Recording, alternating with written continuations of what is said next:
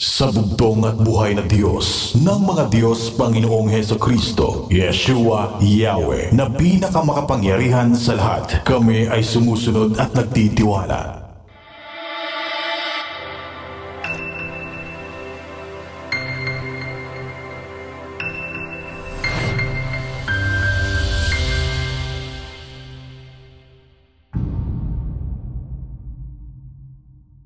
Ang mensahe ko ngayon mga kapatid ay pang-global na. Amen? Pang-global na tayo mga kapatid. Oh, global. Sabihin mo, pang-global na tayo. Oh, nasa sakyan ba ninyo ako mga kapatid? Kaya habang naintindihan pa ninyo yung sinasabi ko, makinig kayong mabuti. Okay? Kasi yung sunod, English na yung sabihin ko. Ha? Do you understand what I'm talking about? Oh, English na ako ng ganon. Nanay Bilya, sabi ni Bilya, yes. Oh, di ba? No! Oh, maintindihan. Pag hindi mo talaga maintindihan, sabi mo lang, happy birthday! Oh, di nagkaintindihan din tayo. Oh, ganun mga kapatid, ha? Ganun daw yun sabi ni Pastor Ben. Pag hindi daw maintindihan yung sinasabi ng kausap, sabihin mo lang happy birthday. Oh, di ba? Oh, di alam na ninyo ano sabihin ninyo? Alright, purihin natin ang bugtong at buhay na Diyos, mga Diyos, Panginoon Jesucristo, pinakamakapangyarihan sa lahat. At magandang hapon, magandang araw sa lahat po ng ating mga watchers na nanonood ngayon sa ating Facebook. Ikinagagalak namin na pinahintulutan nyo kami makapasok sa inyong tahanan sa magitan po ng panonood dyan. Sana kayo pagpalain ng bugtong at buhay na Diyos, ingatan kayo. At maging masaya ang inyong araw sa pakikinig ng mga aral na hango mismo sa banal na salita ng bugtong at buhay na Diyos. Isang mensahe na magpapalakas ng ating mga espiritu ng ating kaluluwa upang tayo ay mas lalo upang tumibay ang ating pananampalataya sa nag-iisang bugtong at buhay na Diyos ng mga Diyos Panginoon Jesucristo ang pinakamakapangyarihan sa lahat. Now, itong mga mensahe ko mga kapatid ay ito yung dinadaan ko sa tanong para mas lalong yung tao kasi pag nakatagilid, yung mukha ng tao parang question mark. Tama ba? Question mark yan. Oh, question mark. Ibig sabihin, ang tao talaga mahilig magtanong. Ito pong tanong mga kapatid, ano ba ang ibig sabihin ng pagkatawag sa iyo na back to Christ? Ano ba ibig sabihin nito? Akala kasi ng iba ang back to Christ, pupunta ka doon sa concert, bibili ka ng langis, back to Christ ka na. Tama ba yung tatay daw? Back to Christ ka na, bibili ka ng banalangis? Hindi ho yan mga kapatid. Hindi ho yan ang ibig sabihin ng back to Christ. Kung ang pagkaintindi mo sa back to Christ ay bibili na ng banalangis mga kapatid, ay nagkakamali po kayo. Ha? Kung sa cake yan mga kapatid, icing pa lang ho yan. Hindi pa rin nyo natikman yung cake. Pareho yung kumain sa isang restaurant, taga-bundok. Pagkain niya, kain siya ng halo-halo. Sabi niya, masarap ba? Sabi niya, oo, masarap. Sabi, bakit? Paano mo sabi? Kaya lang iba ang lasa Bakit? Kasi noong una matabang, kalaunang tumatamis. Hindi pala niya hinalo yung halo-halo. Ha? Hindi pala niya hinalo, tataido. Ha? Kaya kayo mga kapatid, pag gumamit kayo ng banalangis, pagkatapos hindi nyo alam, nakala mo yun na ang back to Christ, nagkakamali kayo, napakababaw ng back to Christ niyo. Kung hanggang tagabili lang kayo ng langis. Kaya dito mga kapatid sa back to Christ, bibihira ho ang nagkakasakit. Purihin natin ang bugtong at buhay na Diyos ng mga Diyos, Panginoon Jesucristo, pinakamakapangyarihan. Alam nyo bakit hindi kayo nagkakasakit? Kasi ho, sinusunod ninyo, yung nakalagay doon sa power journal na kayo ay magiging ano? Bugtong anak. Tapos, maging vegetarian kayo. Yun ang ibig sabihin nun. Ang talata po natin na pag-aral ngayon ay mabasa sa Buhat, Kapitulo 11, 19-26. Okay? Ano ba pagkaintindi? Kasi noong unang mga back to Christ, akala nyo, sabi nila, nag-celebrate sila ng 25 anniversary ng back to Christ. Hindi ho dyan nag-umpisa ang back to Christ, mga kapatid. Noong una ho, bago nag-back to Christ, mayroon hong ginawa si Padre Lahi, Adamic.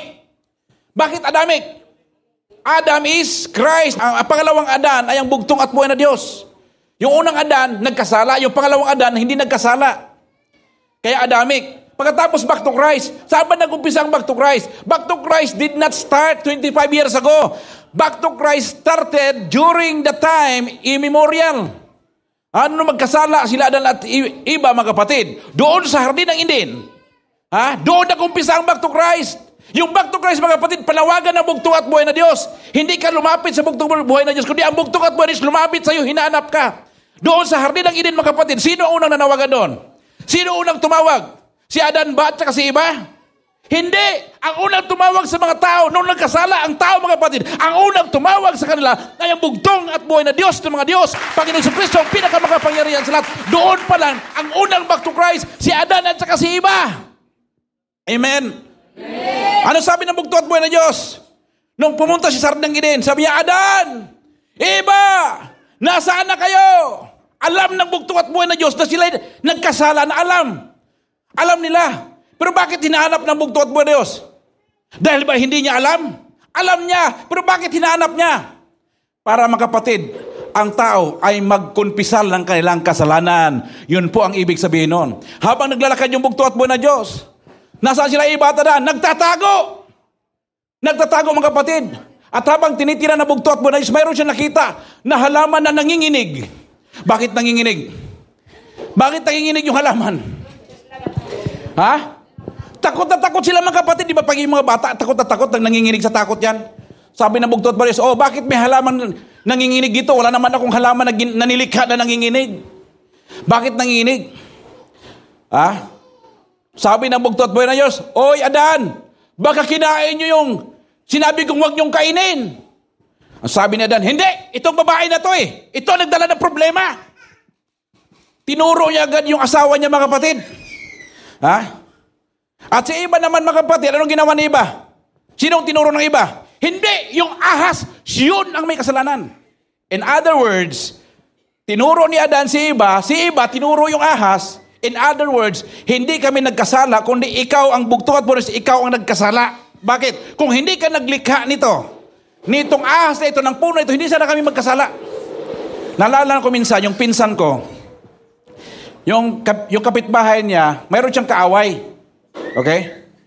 Tapos yung ginawa ng pinsan ko, nagtago siya doon sa kaibigan niya, sa likod. Nung nagtago sa likod mga kapatid, pag suntok nung hinawakan siya nung kalaban niya, pag suntok niya gano'n mga kapatid, yumuko siya. Tinamaan yung nasa likod. Galit na galit yung tatay. Sabi niya, kasalanan mo. Sabi, hindi naman ako nang sumuntok sa kanya.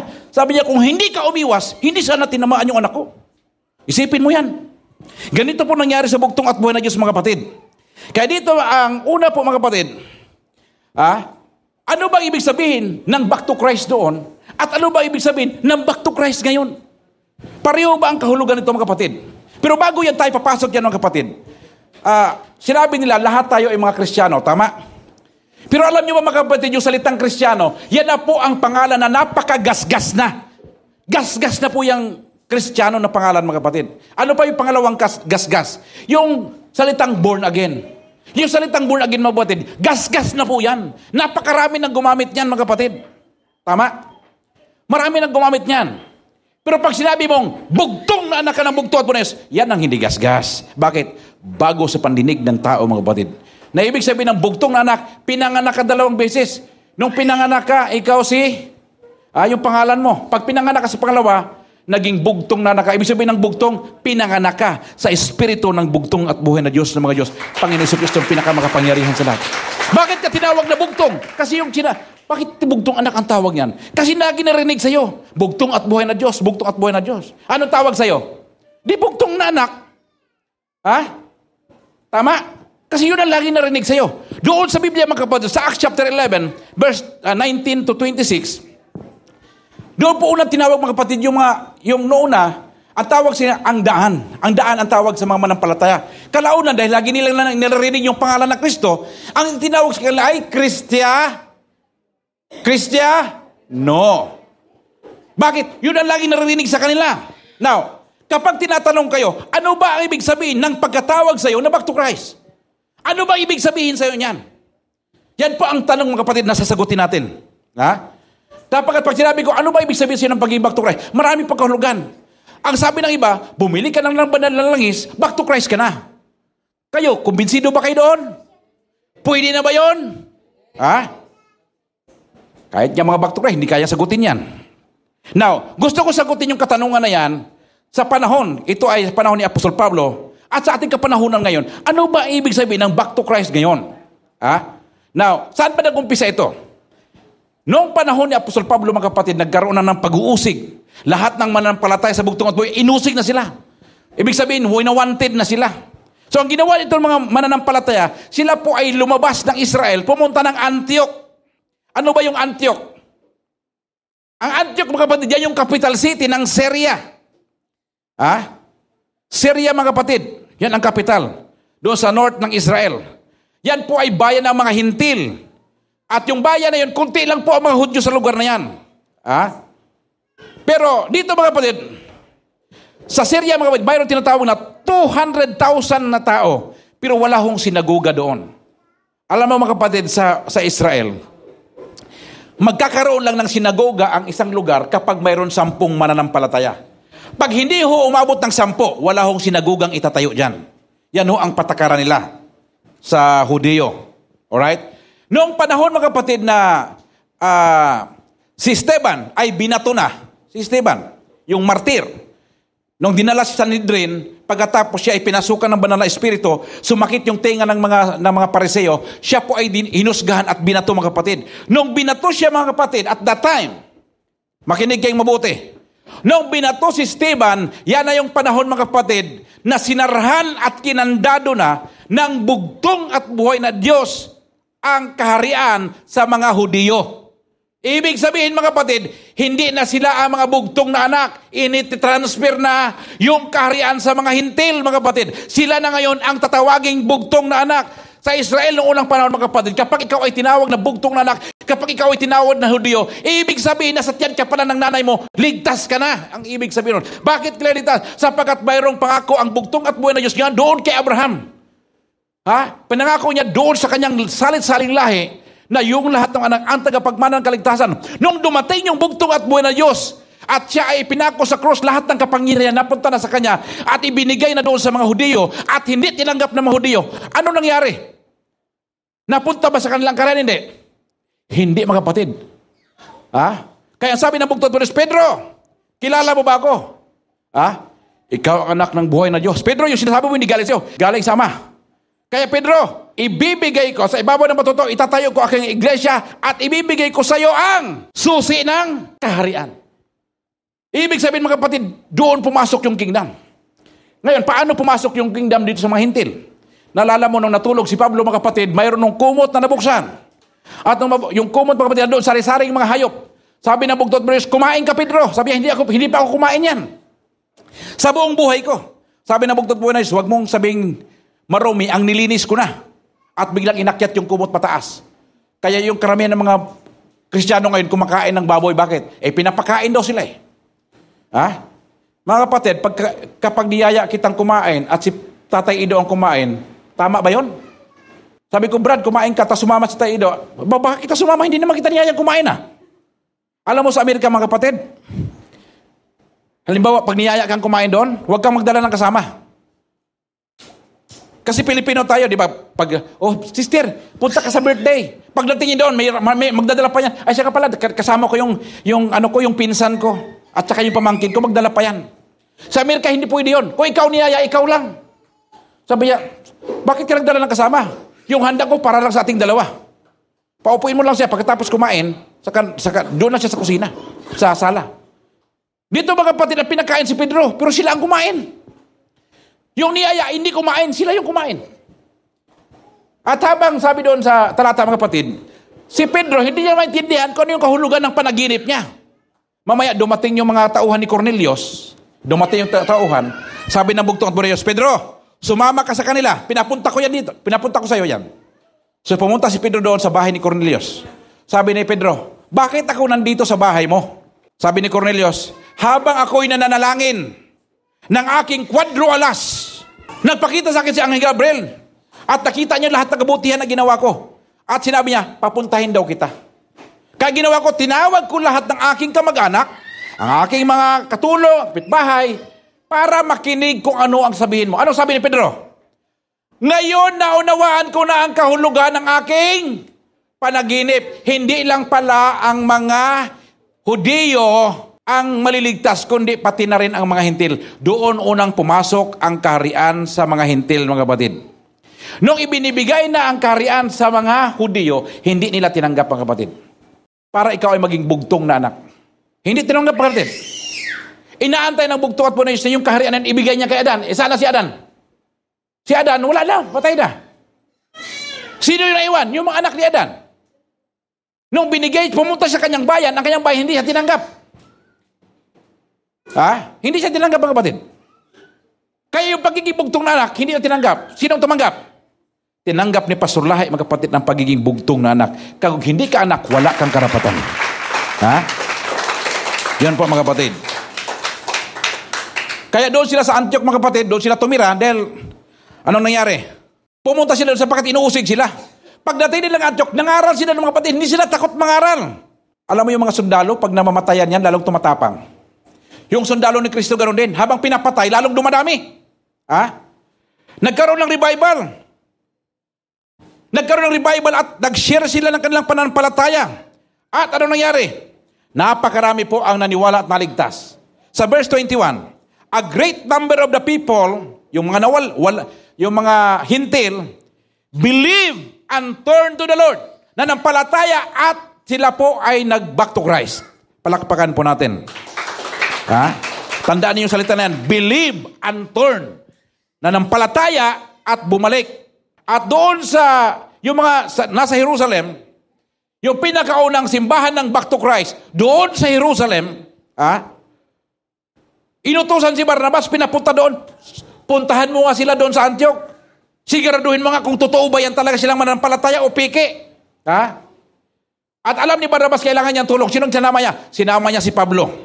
At nangaral sila doon sa loob ng isang taon. Anong ginawa nila? Follow up, nangaral, nagturo. Sa verse 26, the disciples were called Christian first at Antioch. Doon sila tinawag na unang Kristiyano.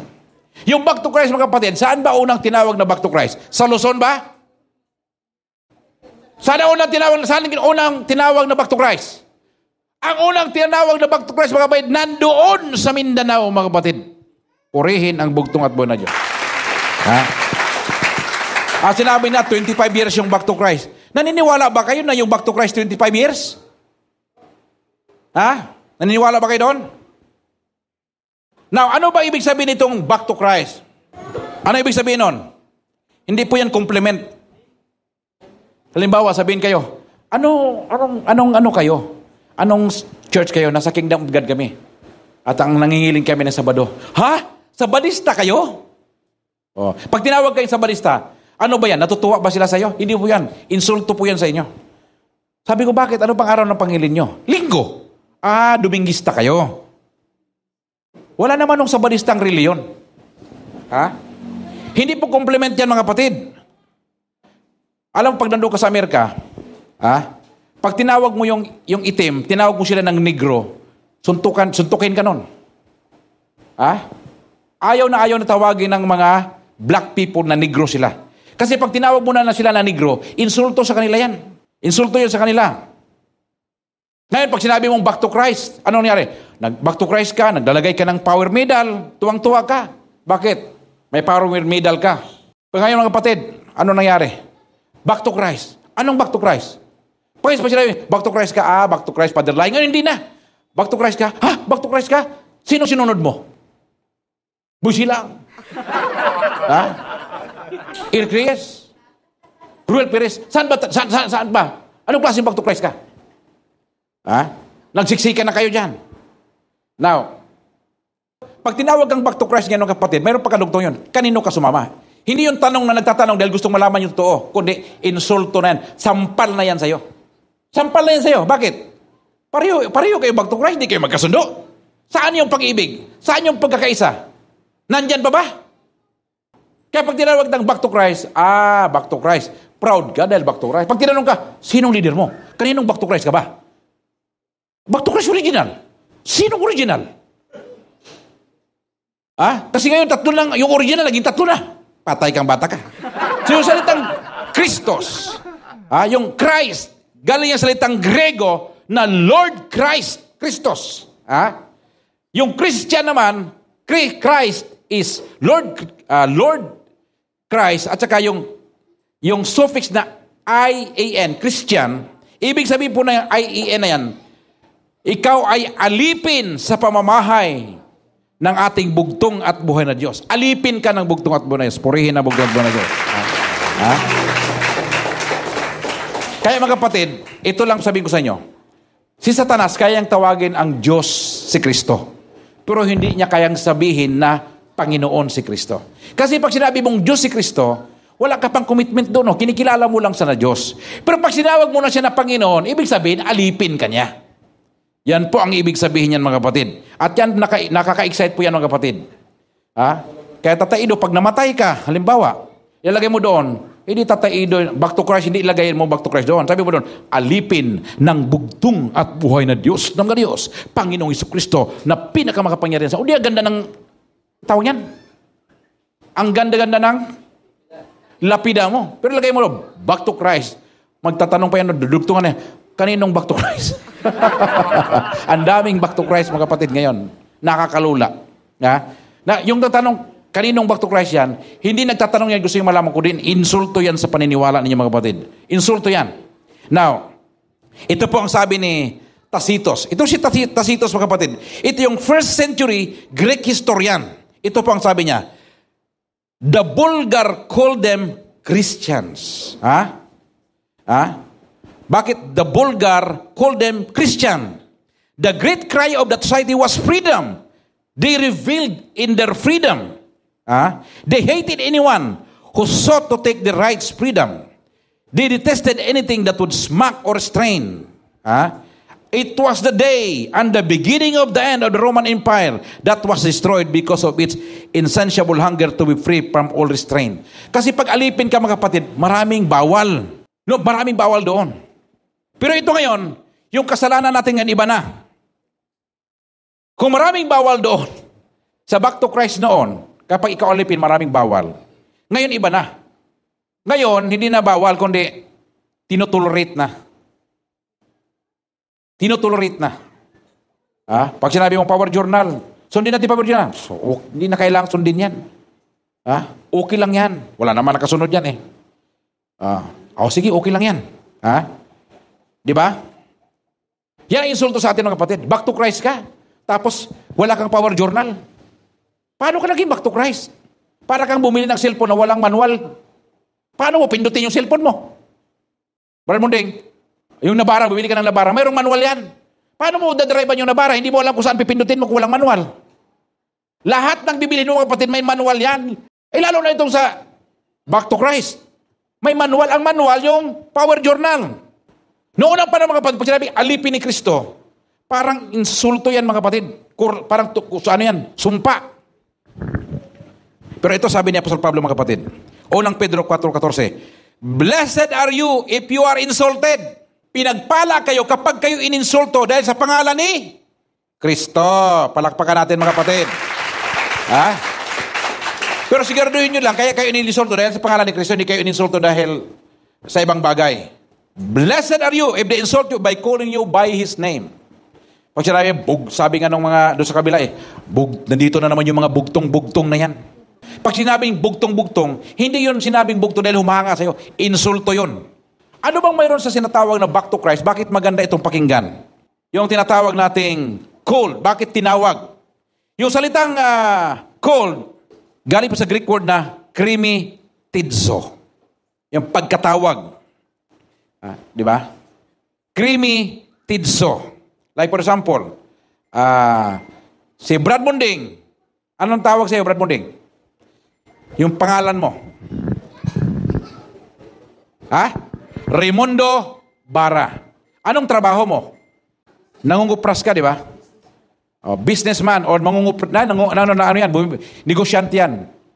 Bumibili ng mga kupras. Okay, yan yung definition sa pangalan mo. Okay? Like for example, halimbawa si Pastor Peter. Anong trabaho mo? Pag sinabi po si Pastor Peter, panday. Yun ang pagkatawag sa'yo. Tinatawag ka ayon sa iyong profesyon. Kung ano yung ginagawa mo. Yung pinaka-main business mo. Kapag tinawag ka na Christian, ibig sabihin, ikaw tagadala sa pangalan ni Kristo. Pag ikaw naman back to Christ, tinatawag ka, ibig sabihin, ikaw na nanawagan sa mga tao na bumalik sila sa bugtong at buhay ng Diyos. Now, paano nila sinusuportahan ang kailang gawain? Yung iba mga panday, yung iba mga nangungupras, gumagawa ng mga kandila, Ano pa mga trabaho? Nagbibenta ng saging, sinanibilya. Sila ay alipin ni Kristo. Napaganda po mga kapatid. Alam mo, pag naging alipin ka, di mayroong kanta yung anong grupo yun, LT? Shamrock. Kasi, yung composer ng Shamrock, kaibigan ko yan eh. Kasi kapangalan ko. Moises din pangalan niya. At yung composer ng kanta yung, ako'y alipin mo kahit hindi batid. O yan. Alipin daw siya. Di ba? At maganda pakinggan yung alipin. Pag alipin ka ng bugtong at buhay, napaganda po ng mga kapatid. Alipin sila. Ang tanong mga kapatid, alipin pa kayo ni Kristo? Pag sinabing back to Christ, ang ibig sabihin niya ay, alipin ni Kristo. Alipin ka ba ni Kristo? Pag alipin ka ni Kristo, ibig sabihin, kung ano ang gusto ng Panginoon, yun ang ginagawa mo kasi alipin ka eh. Wala kang sariling karapatan mo. Kundi kung ano yung kalooban ng bugtong at buhay, yun ang kalooban mo. Kaya ano ba ibig sabihin ng pagkatawag sa'yo na back to Christ ngayon? Hindi ibig sabihin ito, hindi ibig sabihin na back to Christ ka na, sabi niya, puro ano yan sila, sa ilalim sila ng kautusan. Di ba, lagi narinig niyo yan mga kapatid? Number 1, pag sinabing back to Christ, hindi ibig sabihin na nasa ilalim ka ng kautusan. Okay? Yung nasa ilalim ng kautusan mga kapatid, yun yung mga kriminal. Pag sinabi ako dito, bawal manigarilyo, yan yung batas. Pag si Tatay Ido hindi nanigarilyo, yung batas na yun na bawal manigarilyo, para ba sa kanya yun? Hindi. Pero batas yun, bawal manigarilyo. Yung batas na yun, yung para sa kanya. Bakit? Hindi naman siya nanigarilyo eh. Yung sinasabing bawal manigarilyo, para yan doon sa mga taong nanigarilyo. Pag sinabi natin bawal pumatay, hindi naman sa Tatay Ido pumatay. So yung batas na yun, hindi yung para sa kanya. Para doon sa mga nagbalik loob na bawal lang pumatay. Ha? Kaya yung batas na yun mga kapatid, kapag ikaw ay nasa bugtong at buwan na Diyos na, ikaw ay malaya na. Minsan may nakadebate ako mga kapatid doon sa Mindanao. Paderlahi daw siya. Kaya lang, wala na daw kautusan, Tatay Ido. Wala nang kautusan. Sabi ko, paano nangyari yan? Sabi ko, paano nangyari kapatid? Si Paderlahi, ang doktrina niya, may kautusan. Ito, lumang tipan, bagong tipan. Tapos doon nakalagay, pag-ibig mo sa Diyos, pag-ibig sa kapwa. May kautusan yan. Sa likod ng power password nyo, ano nakalagay doon? 10 utos. Paano mo sabihin, panuwin ka ni Commander Linus? Commander Linus, may kautusan man yun. Sabi, hindi, malaya na ako eh. Wala na akong kautusan. So, wala na tayong kautusan. Sabi, anong unang kautusan? Sabi ko, bawal magsamba ng ibang Diyos. So, wala na ito. Sabi niya, wala na. So, pwede na tayo magsamba ng ibang Diyos ngayon. Iniisa-isa ko yun mga kapatid. Pwede na ba tayo? Sabi niya, hindi. O, di ibig sabihin nandyan pa? Ha? Ipangilin mo araw ng Sabado. Ibig sabihin, hindi na tayo mangilin ngayon. Mangingilin tayo. So, ibig sabihin nandyan pa. Bawal pumatay. Ibig sabihin, pag wala na ito, ibig sabihin, pwede na kitang patayin. Bawal mangulo niya. Ibig sabihin, pwede ko na agawin asawa mo. Ay, nandyan pa rin. O, sabi mo kanina, wala nang kautusan. Bakit nandyan pa? Biglang umalis. Sabi niya, hindi, basta ako, malaya na ako. Sabi ko, dito pala nga, sablay ka na. Kapag pumunta kayo dito, mga kapatid, alam nyo dito sa Back to Christ, mayroon tayong batas, pero mayroon din tayong grasya. Kita mo dito mga kapatid, sabi ni Mother Ming, bawal dito magpantalon. May mga lalaki nagpantalon. Ibig sabihin yung mga babae, bawal magpantalon. Di ba? May nakita ka bang babae nagpapantalon dito? Wala, kasi alam nila. Yung hindi nakaalam, hindi naman sabi ni Mother Ming, hoy! Bakit ka nakapantalon? Bawal dito yan. Di ba hindi naman ginaganyan? Kinakausap ng maayos. Kapatid, bawal ang pantalon dito. Ito may palda. Kaya mo sinabi, bawal ang pantalon. Tapos wala ka na maibigay na palda. At ano sa Mother Bing, ang dami-dami niyang paldang pinamigay. Di ba? So ganun po mga kapatid. Hindi tayo alipin na puro kautusan lang. Okay? Yung mga Israelites mga kapatid, anong ginagawa? Lagi binabantayan yung bugto at bunes. Bakit? Labag yan. Nilabag mo ang sabat. Puro kautusan mga kapatid. Ha? Kaya dumating yung bugto at bunes, nagkatawang tao, dahil siya ang fulfillment ng batas. Anong klaseng batas? Yung Mosaic law. Yung ceremonial law. Yung paghandog-handog ng mga tupa. Wala na yon dahil siya ang final fulfillment of that prophecy. Ha? At nung tayo pinalaya na ng bugtong at buwan sa kautusan na yon, tayo ay ginawa niyang mga bugtong na anak. Pag tinawag ka na bugtong anak, ano ibig sabihin niya mga kapatid? Pag tinawag ka na anak at tinawag mo siya na ama, ibig sabihin, mayroon kayong relasyon na dalawa. Kasi pag tumawag ka, pa, sino ka? Hindi naman kita kilala. Pag nakikita kami ni Papa, alang-alang tawagin ko siyang padalahi. Hoy, padalahi. Ha? Mura kong buo ang anak. Anong ginagawa ko? Pa, nagpapapa ko sa ipapa ko yan. Anong magawa ko? Pero bakit hindi alam ng mga tao na anong pinag-usapan namin? Kasi nagbibikol kami. Ibig sabihin, kahit nandyan ka, hindi mo na maintindihan yung sinasabi namin. Bakit? Bicolano ang usapan namin eh. Usapang anak yan. Kaya pag ikaw ay nandito na sa kaharian, ikaw ay bugtong na anak na, yung pagsunod mo sa kautusan ng bugtong at buwanes, voluntary yan. Dahil mahal mo ang bugtong. Kung if you love me, keep my commandments. Voluntary. Pangalawa, hindi ibig sabihin, ikaw ay hindi perpekto at hindi nagkasala. Ha? Pag back to Christ ka na mga kapatid, hindi ibig sabihin na perpekto ka na. Kasi, minsan itong madaling, minsan itong nangangaral minsan kasi minsan Tatay Ido, yung narinig ko sa TV, yung Facebook. Minsan ako, pag nakita ko nangaral doon, minsan naduduwal na lang ako. Alam mo kung bakit ako naduduwal? Kasi yung mga aral sablay. Ganito, kahit pakinggan nyo madaling ha, pakinggan mo. Ano sabi doon sa si aral ni Valdez? Natatawa ako. Dapat ikaw nandito ka sa Tadyaw. Ito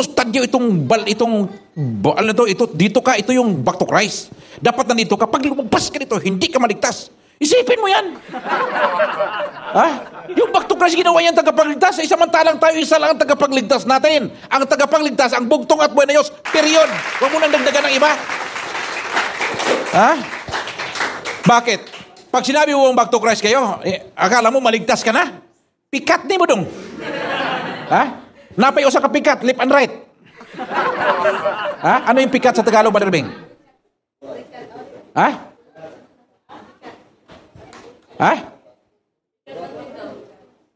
Pikat ni mo dong. Back to Christ ka, akala mo perfecto ka na, hindi ka magkasala. Pikat ni mo dong. Dapat nandito ka sa loob. Bakit? Perfecto ba kayo dyan? Hindi na ba kayo nagkasala dyan? Bakit sabihin yung kayo lang ang maligtas? Kapag ikaw ay nag-back to Christ, ikaw ay naligtas mga kapatid, at ang bugtong at buwanes ay mananahan sa iyo sa pamamagitan ng kanyang banal na espiritu. Ibig sabihin, yung lumang pagkatao mo, nandyan pa rin yan. Nung si Jacob ay nakipaglaban sa anghel, sino yung kalaban niya? Yung bugtong at buhay na siya ay nakipagpunyagi sa bugtong at buhay na Diyos. Ang sabi niya, hindi kita bibitiwan hanggat hindi mo ako pinagpala. Ang sabi ng bugtong, sino ka ba? Sabi niya, ako si Jacob. Ibig sabihin, ako, manluloko ako, sinungaling ako, makasalanan ako. Ibig sabihin niya, mula ngayon, hindi na Jacob ang pangalan mo. Ang pangalan mo ay si Israel. Sapagkat ikaw nakipagpunyagi sa tao at sa Diyos at ikaw ay nagtagumpay. Pagkatapos, sinawakan yung kanyang, anong tawag dito? Yung kanyang balakang. Kaya yung mga Israelites, pag kumakain sila ng baka, itong parte na tumabid sa may balakang, hindi nila kinakain kasi para sa kanila, banal yon. Nagsisimbolo yung kay Jacob na hinawakan ito. Kasi Jacob, pag naglakad yon, pipilay-pilay mga kapatid. Bakit? May yung tadyang dito ay hinawakan siya ng Panginoon. Okay? At pinag-aralan ng mga scientists, lahat ng bakterya ng hayop, dito nakastack up lagi yan. Kaya yung mga Israelites, pag nagpatay sila ng karne, itong parte na to, tinatapon nila yan. Kasi lahat ng bakterya nandyan pumupunta. So dito na nananahan mga kapatid. Kaya pag sinabi nila, ay, si Pastor Lahi. Anak, impostor. Dati sila sabi nila, impostor ako. Ngayon naman, iba na. Iba na ang tawag sa akin. Anak yan ni Padre Lahi. Pero anak siya nung hindi pa siya sinugo. Pero sinugo na siya, hindi na siya anak. Buang. Pag sinugo ka na pala, hindi na yan ang tatay mo. Halimbawa, pagpalagay natin, si Brad Morning, dating Katoliko, nag-back to Christ. Nung nag-back to Christ siya, ay yung anak mo, hindi na back to Christ. Hindi mo na anak yan kasi hindi sila back to Christ eh. Anong klaseng kaisipan yan? Napakabugok. So, ibig sabihin mga kapatid, yung lumang pagkatao mo, doon pa rin yan. Pero, lumalaban ka na. Bakit? Meron ng banal na espiritu na magdidikta sa'yo. Yung puso mo mga kapatid ay mayroong isang upuan. Ang puso mo mayroong upuan. Okay? Ang upuan sa puso mo, isang piraso lang. Ikaw ang pipili ngayon kung sino ang uupo sa upuan na yan. Si Satanas ba? O ang bugtong at buwan sa upo dyan? Pag gumawa ka ng masama, yung si Satanas ang uupo doon sa upuan. Kaya siguraduhin mo na yung bugtong at buwan laging nakaupo sa upuan na yan. Kapag ikaw gumagawa ng kasamaan, sinong pinaglilingkuran mo? Si Satanas. Ha?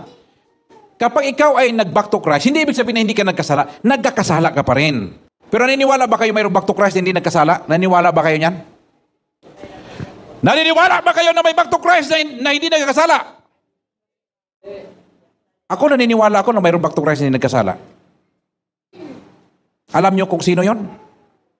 Alam niyo kung sino? Alam niyo? Yung back to Christ na hindi nagkasala, yung back to Christ na patay. Yun ang hindi nagkasala. Pag buhay pa yan, nagkakasala yan. Oh, sa ilong ng pagkatao, wala na, patay na eh. Buhay pa tayo mga kapatid. Buhay pa tayo. Yung mga mahilig manigarilyo nga. Pag sumakay sa bus, back to Christ na. Pag naminan ng garilyo, dumadaan yung usok sa ilong. Sabi niya, sumisingot-singot pa eh. Pag singot niya, ay, ang bango. Pero back to Christ ako, labas ko. Dumaan yung usok, sininghot niya. Ay, ang bango. Ay, back to Christ na pala ko. Magkakasala pa rin tayo mga kapatid. Unang Juan 1:8 at saka 2:2. Tayo ay makasalanan, tayo ay magkakasala. Pero ang kaibahan natin mga kapatid, alam mo ang kaibahan ng back to Christ sa mga mananampalataya at hindi manampalataya. Yung hindi manampalataya, pag nagkasala, yung nagkakasala tagal yung impyerno yun. Pero kapag ikaw ay back to Christ nagkasala, ibig sabihin niya mga kapatid, mayroon kang tagapamagitan, mayroon kang tagapagligtas, ang bugtong at buhay na Diyos, yun ang kaibahan natin mga kapatid. Ha? Mayroong tagapamagitan. Ang abogado natin, ang bugtong at buhay na Diyos. Ang kaibahan natin, siya yung abogado natin, siya pa yung judge. Isipin mo yan. Yung abogado mo, siya din ang judge. Di ba? Napakaganda. Matatalo ka ba sa kaso? Matatalo ka ba yung abogado mo, siya ang judge? Hindi. Kaya pagdating mo doon sa langit mga kapatid, maraming mananampalataya doon na mga makasalanan. At marami kang makitang tao na mapagbigay, malalahanin, mapagmahal, nasaan? Napunta sa impyerno. Mayroon akong kanta narinig na, kahit na ano ang sabihin nila, basta wala kang inaapakan na tao. Kaya tuwang-tuwa, paborito ng kanta ng mga bading. Basta wala, okay lang na gumawa ka ng kabadingan, basta wala ka ninapakan na tao, okay lang yan. Saan ang punta mo yan? Impyerno. Gumawa ka ng mabuti, na wala ang bugtong at buwan na Diyos sa'yo, ikaw ang gumagawa ng mabuti, anak ka pa rin ng demonyo. Back to Christ ka, gumagawa ka ng mabuti, pero wala ang bugtong at buwan na Diyos sa'yo, anak ka pa rin ng demonyo. Huwag mong pangalandakan na may power ID ka, may power medal ka, ay sabihin na bugtong at buwan, tuloy sa kariyan. No, walang ganun mga kapatid. Tinitinan mo, ano yung nasa loob ng puso mo? Ha? Kahit punuin pa ng power medal yung liig mo, ilublob ka pa sa manalangis, kahit itali ka pa sa pantalon ni Padre Lahi, hindi ka pa rin maligtas mga kapatid kapag ikaw ay wala ang bugtong at buhay na Diyos sa puso mo mga kapatid. Kaya may warning yan mga kapatid. Ha? Kaya pag sinabi mong, back to Christ tayo, dito tayo, sigurado tayo, ay sinungaling ka. Karamihan ang nagsasabi back to Christ, kaya pag sinasabi nila, Pastor, dito talaga tayo. Kaya ano kasi tayo, itong programa namin ito, maganda ito kay Sir kasi makadiyos, makatao, makabayan. Sabi ko, tumahimik ka. Karamihan nagsasabing makadiyos, makatao, makabayan, mga magnanakaw yan. O, di tahimik. Pangatlo, hindi membro sa iglesia. Akala nila mga kapatid, pag nag-back to Christ ka na, ligtas ka na. Pero pinapaliwanag ko sa inyo mga kapatid, ngayon pa lang, makinig kayong mabuti, huwag kayong magpapauto dyan. Hindi ibig sabihin na back to Christ ka na, ligtas ka na. Mali yun. Para na kayong, nagpamimbro ako sa Lions Club. Ano ngayon kung nagpamimbro ka na? Layo na ako. Ha? Pag nagsuot ako ng Amerikana, Amerikano na ba ako? Tayo, nagsuot na ng Amerikana, Amerikano na. Nagsuot na ng power medal, back to Christ na daw. Pikat ninyo dong. Yung doktrina nyo, maganda yan doon sa mga hindi nakaunawa, pero dito hindi matanggap yan. Ginawa ka lang membro, sympathizer ka lang, tagagamit ka lang ng banal langis. Pagdating mo doon, papasok ko sa langit doon, ay, bugtong at buris, papasukin mo ako. Bakit? Back to Christ ako. Paano mo nasabi back to Christ ka? Nakabili ako ng isang case na banal langis. Back to Christ ako. Sabi na, sorry dong, wala yan sa manual. Nabasa mo yung manual? Hindi. Sinunod mo yung manual? Hindi. Paano ka naging back to Christ? Yun ang turo sa amin basta bumili ng banal langis, back to Christ na. Sabi ni Pedro, San Pedro doon, pikat ni mo dong. Ha? Pikat ni mo dong. Pagdating mo doon sa impyerno, mga kapatid, pagdating mo doon, yung mga napunta sa impyerno, at saka yung mga back to Christ taga ng langis, magsama-sama yan sila doon. Bakit? Wala namang kaibahan eh. Nalala niyo yung kwento tungkol sa pikoy? Ha? Yung pikoy na taga-welcome sa simbahan. Pasok kayo, mga kapatid, pasok kayo. Eh, nasunog yung simbahan, nagtakbuhan sila. Yung pikoy na iwan. Eh, kinuha ng bugoy. Bininta doon sa kabaret. Pagdating doon sa kabaret, ganoon pa rin ang trabaho ng pikoy. Tuloy kayo, tuloy, mga kapatid. Ay nakita niyo yung mga kapatiran doon, nakita niya si Ban na pumasok din sa kabaret. Sabi niya, o pasok na kayo mga kapatid. Iba ng binyo, pareho pa rin ang pumapasok. O, di ba? Ganon pa rin mga kapatid. Kaya huwag mong gawing ano yan ha? Gawin mong lisensya yung pagka-back to Christ mo. Kaya sabihin mo na dito kayo sa back to Christ, ligtas kayo. Kaya alam mo nung narinig ko yun, ito kasi nanonood ito eh. Itong love ko, nanonood siya. Nung manood ako, uminom ako ng kalamansyos, naduwal ako, Maderbing. Nung marinig ko yung aral, ako ito na naman, sumablay na naman. Yan kasi ang problema, Vice Gov, ito ang problema kapag mangaral ka ng alanganin. Magandang pakinggan yan ng kapatid, pero hindi ka tanggap-tanggap yan. Bakit? Ginagawa mong tagapagligtas yung simbahan eh. Kailan ba sinabi ni Padre Lai na back to Christ tagapagligtas? Wala. Sabi nilang nila, ito talaga sinabi ni Padre Lahi. Sinabi, dinugtungan lang itong sabi ni Padre Lahi. Yung mga membro, oo, totoo na to. Sinabi daw ni Padre Lahi. Huwag kayong basta-basta maniwala niyan sabi-sabi. Ang taong naniwala sabi-sabi, walang bait sa sarili, mga kapatid. Mayroong isang kwento. Sa isang maliit na barangay, mayroong simbahan. Una-una, mayroong simbahan ng Baptist, Methodist at saka back to Christ. Nakikinig na kayo dahil kwento na ito ha. Mayroon sa isang barangay, mayroong 3 simbahan. Baptist, Methodist at saka back to Christ. Ngayon, mayroon silang problema mga kapatid. Ang problema na yung squirrel. Alam niyo yan? Dito yan, marami yan dito yan eh. Lumilipad-lipad yan. Anong kinakain ng squirrel? Niyog. Ito problema nila kasi yung mga niyog kinakain. Ito problema ng squirrel. Nag-meeting yung mga elder. At pinag-meetingan nila, anong gagawin ng squirrel? So, nag-meeting yung mga Baptist, mga kapatid. Ginawa ng mga Baptist, nag-meeting sila. Sabi ng mga Baptist, ay, problema natin squirrel. Tanggapin na natin na nandyan talaga squirrel. Wala tayong magawa. Taga-Palawan din yan. Dito rin na nakatira. So, hindi na wala tayong magawa dyan. Ha? Hayaan lang natin yan na magpagala-gala dyan. Pangalawa yung Methodist. Ha? Anong ginawa nila? Sabi niya, mapagmahal sila. Anong ginawa nila? Ginawa nila, tinrap nila yung squirrel. Pagkatapos, nung natrap nila, dinala nila doon sa malayong bundok sa Mariwara. Doon sa sa Victory Mountain. Victoria's Peak. Dinala nila doon malayo para hindi na makabalik simbahan nila. Nung nag-meeting na sila mga kapatid, ang pinakamagandang solusyon, yung back to Christ. Alam niyo kung bakit? Tanungin niyo kung bakit? Kasi ginawa nilang membro sa iglesia yung squirrel. Ginawa nilang membro. At kailan nilitaw yung squirrel? Pag Christmas, tsaka Easter. Kasi membro nila. Karamihan ng mga back to Christ, mga kapatid, squirrel. Bakit? Makikita mo lang tuwing may concert at magbili ng langis. Pagkatapos doon, hindi mo na makita. Ano ba tawag dyan? Meron pa yon. Ano yung tawag yung Mother Bing? Kasal? Kibil? Kasal? Binyag libing. Doon mo lang makita na back to Christ. Ano back to Christ ka ba? Back to Christ ako pero kibil. Ano kibil? Kasal, binyag libing. Kasal, binyag libing, back to Christ. Doon mo lang makita.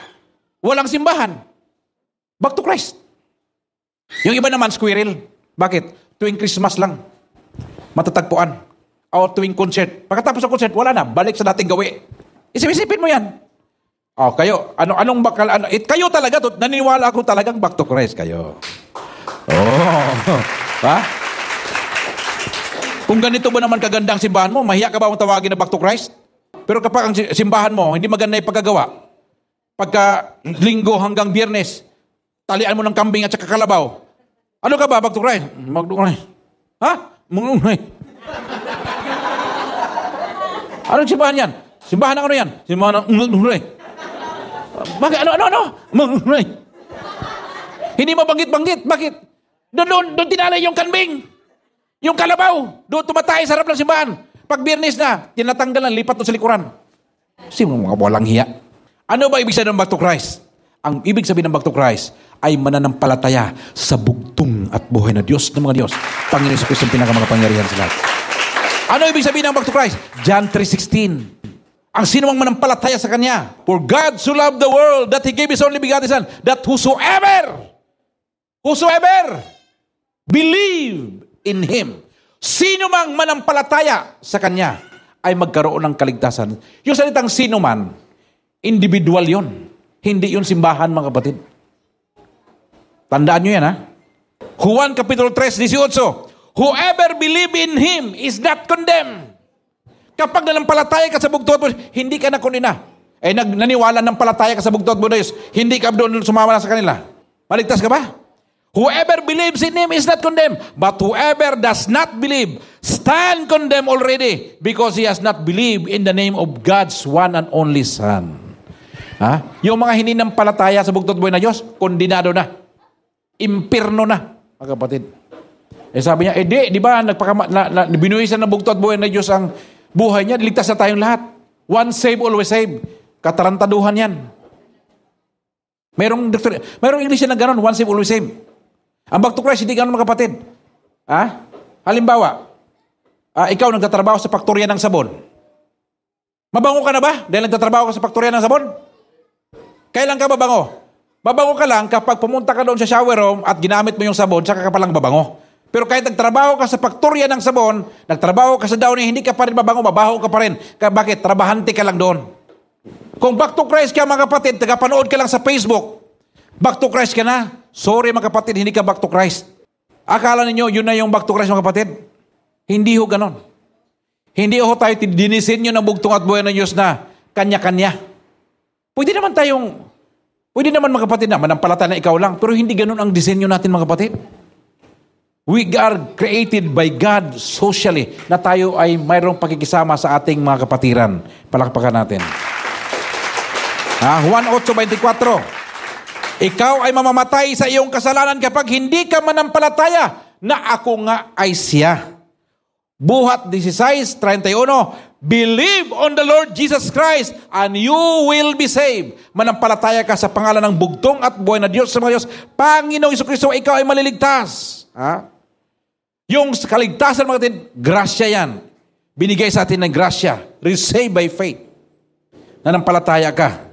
Not believe in existence, but believe in sufficiency. Alam mo, kapatid, yung gamot na alam mong mabisang gamot, na ikaw lang ang nakakaalam, hindi yan gamot. Okay? Yung iba sabi niya, Pastor, bakit? Alam mo, Pastor, 30 years na ako sa barangay namin. Uy, ano ngayon?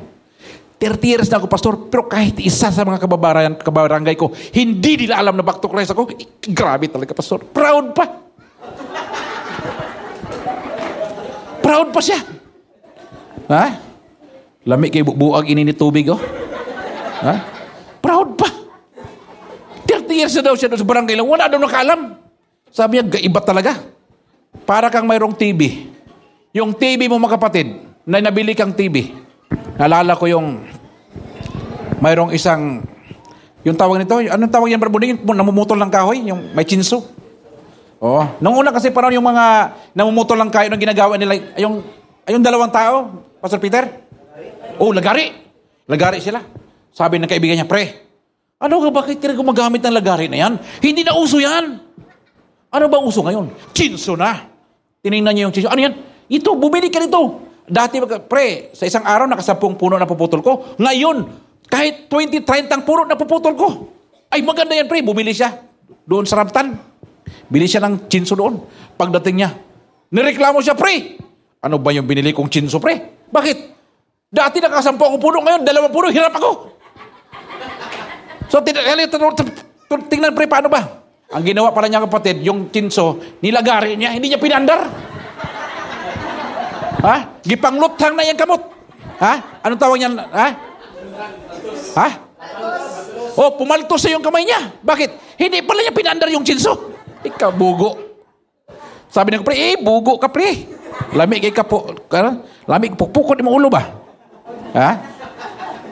Yung pagiging back to Christ yung mga kapatid, huwag niyong gayahin yung bumili ng chinso na hindi marunong magpaandar.